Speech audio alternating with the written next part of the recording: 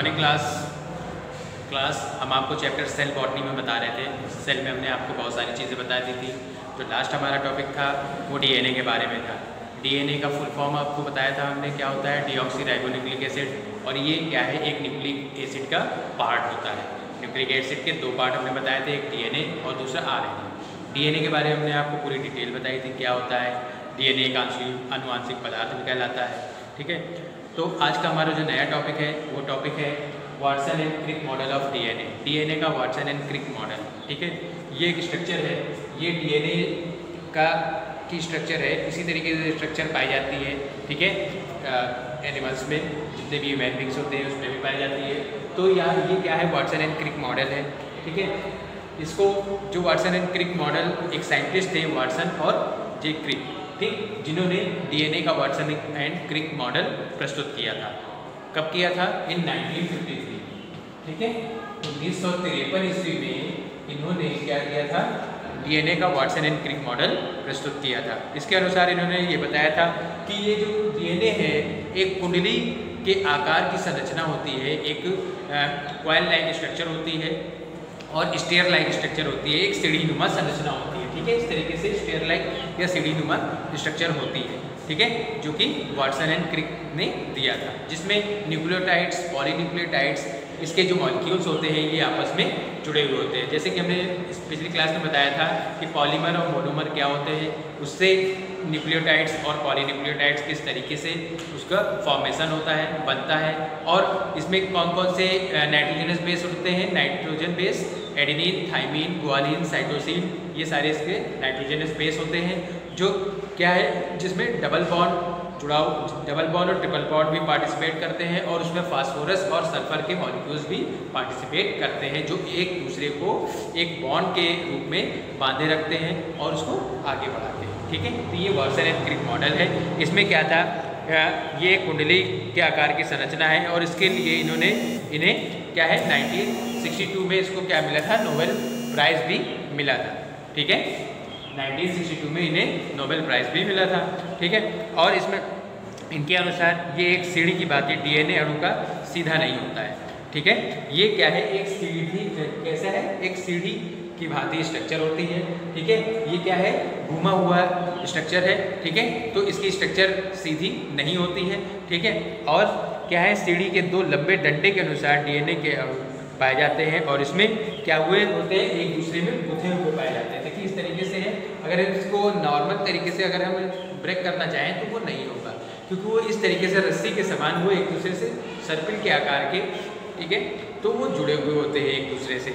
और इसमें क्या होता है, इसके अक्ष के चारों ओर द्विचक्राकार या डबल हेलिक्स की स्ट्रक्चर बना लेते हैं। ठीक है, ये क्या है, एक हेलिक्स ये है और एक दूसरा ये है, तो ये आपस में क्या है, गुथे हुए होते हैं और हेलिक्स लाइक या डबल हेलिक्स लाइक स्ट्रक्चर बनाते हैं, जिन्हें हम डीएनए मॉडल कहते हैं। ठीक है, और क्या है, प्रत्येक चक्राकार रचना में न्यूक्लियोटाइड के 10 जोड़ी पाए जाते हैं। ठीक है, जो प्रत्येक एक मान लीजिए चक्र ये है, ठीक है, इसमें क्या है 10 जोड़ी क्या है 10 पेयर ऑफ न्यूक्लियोटाइड्स प्रेजेंट होते हैं, पाए जाते हैं, और इनके बीच की जो दूरी है, यहाँ से यहाँ तक के बीच की दूरी है वो 20 एंगस्ट्रॉम होती है। ठीक है, अगर हम बात करें कि इसकी केवल इतने पार्ट की बात करें तो इसकी क्या है 3.4 एंगस्ट्रॉम इसकी स्ट्रक्चर होती है। ठीक है, इसकी अगर हम लेंथ की बात करें, और अगर हम एक हेलिक्स की बात करें तो यहाँ से यहाँ तक की अगर हम दूरी को लेंगे, ठीक है, तो वो कितनी होगी हमारी 34 एंगस्ट्रॉम की होती है। ठीक है, इस तरीके से ये क्या है, और इसका जो रेशियो होता है 5 और 3 का होता है। ठीक है, 5-3 फिर 3-5, इस तरीके से क्या है ये बढ़ता रहता है। मतलब यहाँ अगर 5-3 है तो नीचे वाले पार्ट में क्या होगा, वो 3-5 का रेशियो होता है। ठीक है, तो इस तरीके से ये क्या है डीएनए की मॉडल है, और इसमें क्या है डबल बॉन्ड और ट्रिपल बॉन्ड आपस में जुड़े हुए होते हैं, जो कि इसको एक दूसरे से बांधे हुए रखते हैं।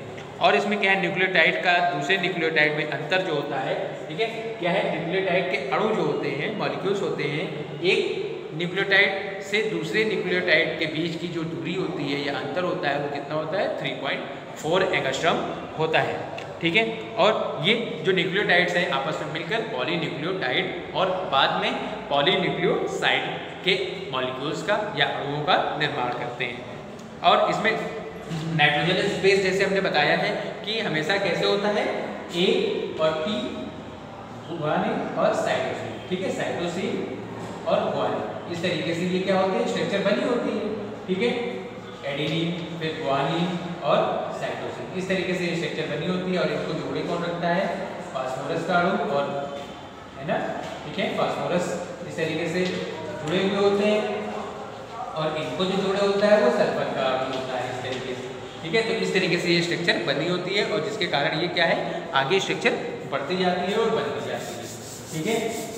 ये हमारे जो डीएनए है, ठीक है, डीएनए के एक जो साइंटिस्ट है, डीएनए ने ही वाटसन एंड क्रिक ने ही ये मॉडल प्रस्तुत किया था। इसमें विशेष आकार के ये क्या करते हैं, जोड़े बनाते हैं, और जोड़े बनाने के अलावा ये क्या करते हैं, हमने बताया कि क्योंकि ये एक दूसरे से गुथे हुए स्ट्रक्चर होती है, तो इनको अगर आसानी से ब्रेक करना चाहें तो वो आसानी से ब्रेक नहीं हो पाती है, ठीक है। ये हमारा क्या है, डीएनए का वाटसन एंड क्रिक मॉडल, जिसने वाटसन और क्रिक ये दो साइंटिस्ट ने मिलकर ये क्लियर किया था कि किस तरीके से ये डीएनए मॉडल होता है और किस तरीके से ये स्ट्रक्चर आगे बढ़ती है, ठीक है। अब हम बताते हैं आपको डीएनए फिंगरप्रिंटिंग। नेक्स्ट जो है डीएनए फिंगरप्रिंटिंग, ठीक है। डीएनए फिंगरप्रिंटिंग क्या होती है, जैसे आप लोगों को नॉर्मली अगर मालूम है तो अगर कहीं चोरी या किसी तरीके से कोई भी चीज़ हो जाता है या मर्डर हो जाता है, तो अगर जिसके ऊपर शक होता है तो उसके क्या है, फिंगरप्रिंट लिए जाते हैं। क्यों, उसकी उंगली की छाप या पूरे इसका छाप उसमें आ जाता है, और इससे पता चलता है कि ये वही व्यक्ति है जिसके निशान हमें जो मर्डर पॉइंट पे मिले थे वो है, ठीक है, या नहीं है, ठीक है। तो वो फिंगरप्रिंटिंग होती है। इसमें क्या है, एक मनुष्य के सभी कोशिकाओं के केंद्रक में उपस्थित डीएनए की न्यूक्लियोटाइड बेस श्रृंखला इसमें क्या होती है, समान होती है, ठीक है। इसकी विशेषता ये होती है कि इसमें अगर दो ट्विंस हैं, ठीक है, तो अगर ट्विंस हैं, ट्विंस के अगर हम फिंगरप्रिंट लेंगे तो वो सेम होंगे, क्योंकि ट्विंस हैं और शुरू से ही उनकी जो भी चीज़ें हैं वो क्या होती है, सेम होती है, ठीक है। इसलिए उसके अगर फिंगरप्रिंट भी लिए जाएंगे तो वो भी क्या होंगे, समान होंगे, सेम होंगे, ठीक है। और इसमें क्या होता है, डीएनए में कहीं कहीं पर छोटे छोटे जो पार्ट्स होते हैं और उसमें क्या करते हैं, स्थान ले लेते हैं, जिसे क्या हम कहते हैं, पैलिड्रोम कहते हैं, ठीक है। छोटे छोटे खंड या पार्ट्स बन जाते हैं जो कि पैलिड्रोम कहलाता है। और इसमें इन्हीं के कारण ये क्या है, प्राणी का डीएनए दूसरे प्राणी से भिन्न होता है, ठीक है। पैलिड्रोम स्ट्रक्चर इसमें बनती है, जिसके कारण अगर हम किसी एक व्यक्ति का हम अगर फिंगरप्रिंट लेंगे तो उसका अलग होगा, और दूसरे व्यक्ति का या तीसरे व्यक्ति का अगर हम फिंगरप्रिंट लेंगे तो सारे फिंगरप्रिंट्स कैसे होते हैं, अलग अलग दिखाई देते हैं, अलग अलग शो करते हैं। अगर फिंगरप्रिंट हमारे सेम हो जाए तो हम किसी भी चीज़ की पहचान नहीं कर सकेंगे कि ये किस तरीके का है। या अगर मान लीजिए हमने जैसे पहले बताया, अगर मर्डर कर रहा है कोई भी व्यक्ति तो उसके फिंगरप्रिंट लेंगे और दूसरे के लेंगे तो सेम अगर हो जाएंगे तो ये रिकॉग्नाइज नहीं हो पाएगा कि कौन इसका दोषी है, ठीक है। फिंगरप्रिंटिंग की प्रक्रिया में प्राणियों की कोशिकाओं में क्या है, डीएनए को क्या कर दिया जाता है, एकदम अलग कर लिया जाता है, ठीक है। जो डीएनए होता है वो एकदम अलग कर लिया जाता है, और उसके बाद इसे पैलिड्रोम के स्थान पर रेस्ट्रिक्शन एंडोन्यूक्लियेज एंजाइम, ठीक है। कौन सा एंजाइम है, रेस्ट्रिक्शन एंडोन्यूक्लियेज एंजाइम, ठीक है। ये क्या है, एक एंजाइम है जो कि पार्टिसिपेट करता है डीएनए फिंगरप्रिंटिंग में, ठीक है। इसे क्या कर दिया जाता है, ये एंजाइम क्या करता है, जो डीएनए होता है उस डीएनए को क्या करता है, छोटे छोटे पार्ट्स में डिवाइड कर देता है, ठीक है, या कट कर लेता है। और उसके बाद ही क्या करता है, ये एंजाइम अनेक प्रकार के होते हैं तथा सभी प्राणियों के डीएनए को भिन्न प्रकार से काटते रहते हैं। जितने भी डीएनए होते हैं, अगर फिंगरप्रिंट की ज़रूरत होती है, ठीक है, तो ये एंजाइम ही हेल्प करता है किसी की फिंगरप्रिंट को क्लियर करने में, ठीक है। और इसमें क्या है, इसके बाद क्या होता है, डीएनए के जो छोटे छोटे पार्ट्स हो जाते हैं उसको क्या करते हैं, बड़े आकार से प्रारंभ करके क्रमशः छोटे छोटे कण में उसको डिवाइड कर लेते हैं, जो कि हमारा क्या कहलाता है, इलेक्ट्रोफोरेसिस, ठीक है, इलेक्ट्रोफोरेसिस कहलाता है, जिसके माध्यम से हम सबसे पहले जो पार्ट्स हो जाते हैं उसमें जो सबसे बिग पार्ट होता है, मेजर पार्ट होता है, उसको हम लेते हैं, फिर धीरे धीरे छोटे पार्ट्स में आते हैं और धीरे धीरे उसके जो फिंगरप्रिंट है वो उसको, या उंगली का जो छाप है उसको हम उसमें ले लेते हैं, ठीक है।